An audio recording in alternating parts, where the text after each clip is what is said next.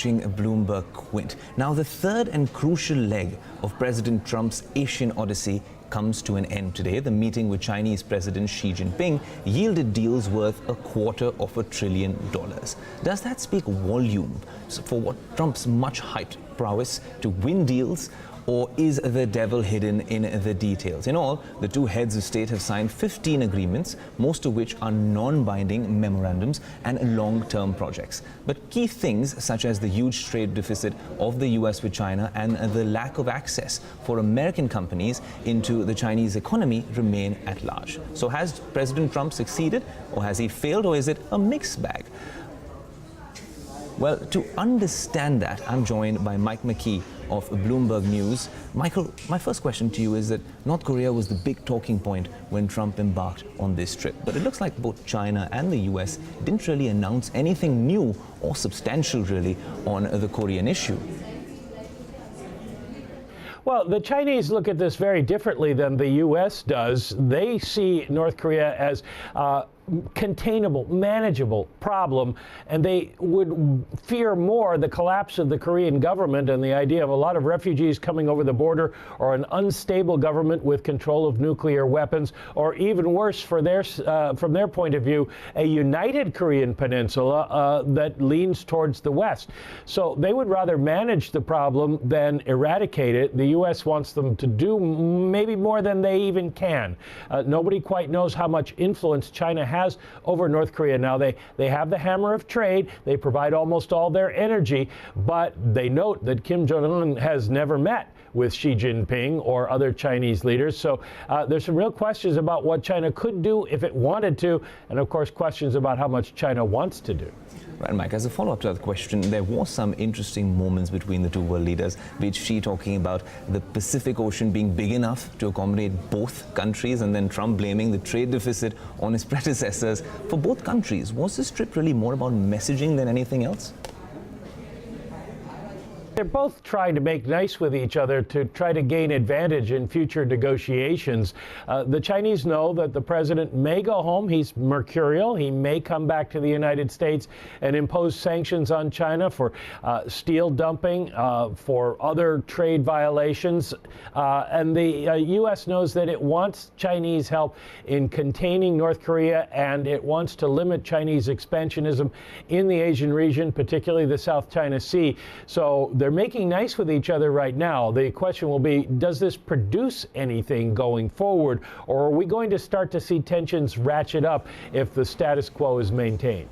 All right, Mike, thanks so much for that update. Now, just to discuss this further and to understand what all of this means for the region, we're joined by Indira Ravindran, adjunct China fellow at Gateway House. She's joining us live from Shanghai. Indira, thanks so much for speaking with us to Bloomberg Quint. I'd like to start by asking you that there have been a slew of announcements of trade deals between the two, especially nearly $250 billion.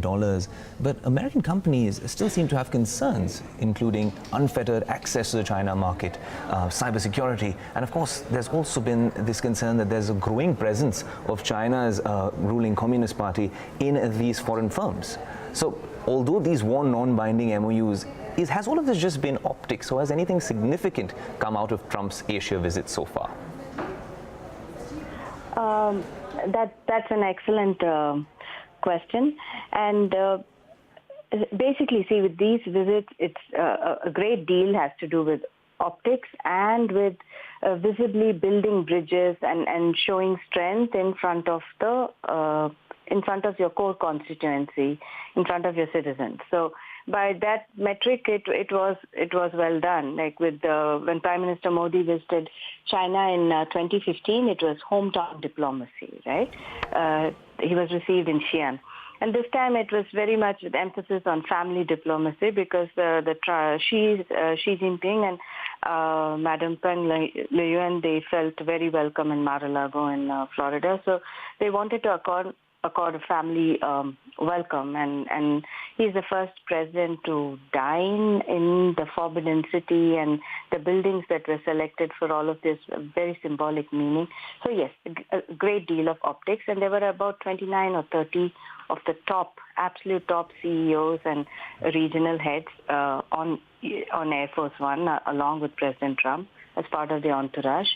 Some of the deals we are told, my sense is quite similar to yours. Some of the deals are actually non-binding MOUs and, to be realized over 10 or 20 years.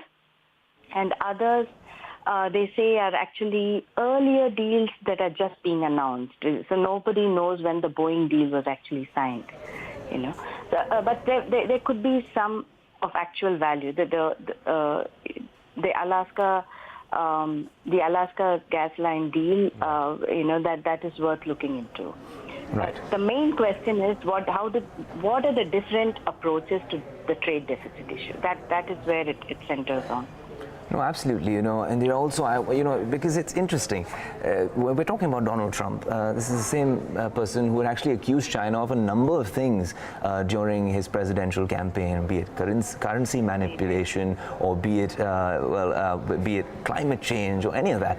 But considering this trip, and especially North Korea being the key talking point, it does seem like Donald Trump has changed his stance on China, or at least softened his stance on China.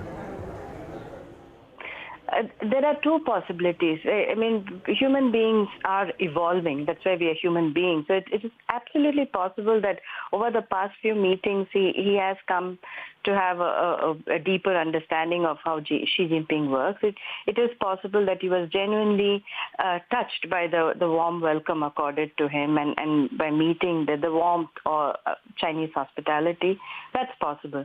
It's also possible that he has something else on his mind, and we'll find out as soon as he returns to Washington.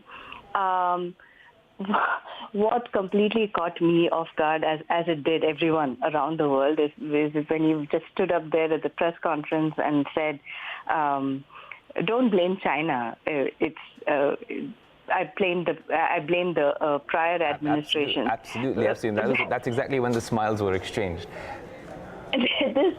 This is more like guffaws. Like, why? What was he thinking? Why did he say that? I'd like to think he was being ironic, because he actually said, "Why? I don't blame a country for taking advantage of another country for its citizens." So it seemed like a compliment. Maybe he was using irony, good old-fashioned American humor. But the thing is, his advisors should have told him, I mean, look at the 19th Party Congress. It was continuity. It was unity. All the backstabbing and all the backroom politics, none of that was on view, right? Jiang Zemin, Xi Jinping, Hu Jintao, they were all at the same days. In China, you never run down your predecessors. You always present unity in front of the world. And this candid style of, my predecessors were wrong. This is completely unusual for the Chinese, and they would find it very amusing indeed. They might see it as a sign of weakness. But that's on a lighter note. The more serious issue is the Chinese and the American side. Both sides have very different approach to the trade issues. The Chinese say, if you want to correct the trade deficit, then sell us your high-value goods. Sell us high-tech. Sell us what we actually want. The American approach to correcting the trade imbalance is market access, pushing for greater and greater market access. So they're approaching it in very different ways. No, absolutely, Indira. Those are very interesting insights from the Chinese angle as well. But there's something I want to talk about, because Xi Jinping actually said that the Chinese economy would become increasingly open and transparent to foreign firms, global companies. Now, including those from the US, of course, and he welcomed American companies to participate in his ambitious One Belt, One Road infrastructure-led initiative. Now, I want to understand this from an India point of view. Will US participation in OBOR elicit some sort of response from India, considering our stance on that initiative? Okay, that's an excellent question as well, and very pertinent. Basically, the U.S. has not joined AIIB, the Asian Infrastructure Investment Bank.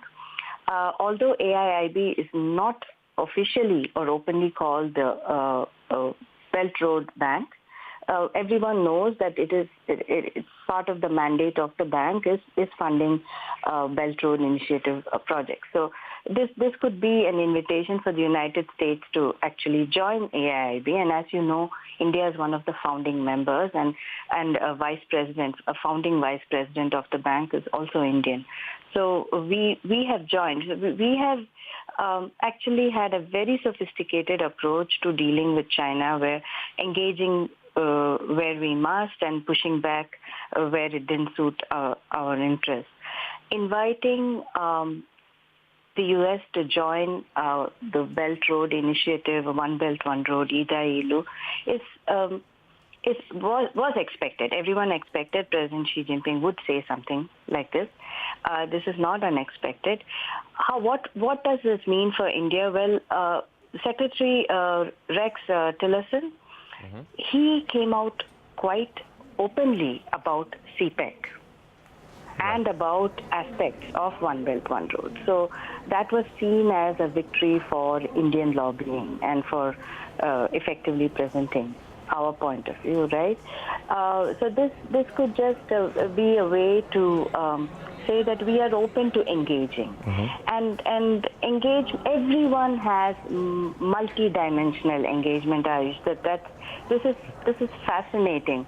So on the one hand, I mean, Xi Jinping and Trump are going to meet again at APEC. And we have ongoing dialogue through BRICS and other fora. We also have RIC within BRICS. And then, people are now talking about the Quad, the democratic Quad between India, Japan, Australia, and the U.S. So that's very much an Australian and a U.S. agenda. And then earlier we were told that there's a string of pearls threat from China. So we're talking about all these various permutations and combinations, and it's not unusual for China to invite the United States, which is still the world's #1 economy, to join its grand initiative of the century. It does not necessarily need how U.S. responds to that will affect our future stance. But we are already partners in the AIIB. No, absolutely, Indira. You know, it's kind of interesting, and I must share this stat, that America's top 6 trading partners happen to be China, Canada, Mexico, Japan, Germany, and South Korea.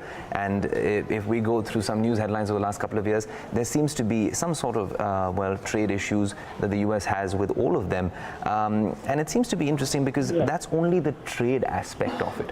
But the key focus of this trip, the entire Asian Odyssey, so to speak, was North Korea, and perhaps the denuclearization of North Korea, and how all of these countries can establish a united front against what's happening in North Korea. But when we actually look at what happened and what went on, especially the last couple of days, it seems to be it was status quo maintained when it came to Xi Jinping or Donald Trump. Of course, he did repose faith saying that Xi Jinping will be managing the situation. But what I find interesting is, and I wanted your take on this, is that does this seem like it's a case of a united approach, a strong united approach, or are both leaders just playing it safe when it comes to North Korea? Absolutely. We haven't moved an inch on North Korea. In South Korea, it seemed like there would be some possibility of having concrete results, some sort of action plan. What are next steps? No, we haven't moved an inch on North Korea. It is status quo. And both are saying exactly what they've always been saying. And there's also a question of playing to different constituencies. So in South Korea, President Trump was more strident. In China, he said, China has to do more. You have to do more. It has to be faster. He is right on that. But do more of what? Because as Mike McGee, your colleague, pointed out, they have fundamentally different approaches to North Korea as they do to trade deficit, for example. It's different ways of looking at the world. China does not quite see North Korea as pure evil that the U.S. sees. He actually called out the murderers in North Korea. The Chinese Communist Party, North Korean Communist Party, they have routine exchanges and visits. It is true that China has been extremely cautious with Kim Jong-un. They are highly concerned about it. They also want denuclearization, but they're not so keen on Korean unification because that would put a U.S. ally at their back door. right now, I have actually been to this town called Dandong in Liaoning province. It's on the banks of the Yalu River. So you look across the river and it's North Korea, right? And that's a buffer zone for China. Absolutely. A buffer between China and South Korea, which is a U.S. ally. So China is not very keen on North Korean reunification just yet, and they are more concerned about stability, and they want to know what are the next steps before they commit publicly to anything.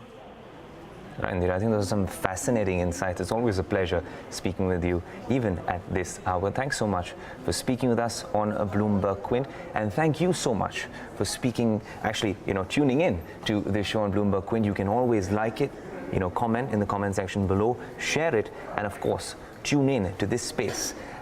Thanks so much for watching, and stay tuned to Bloomberg Quint.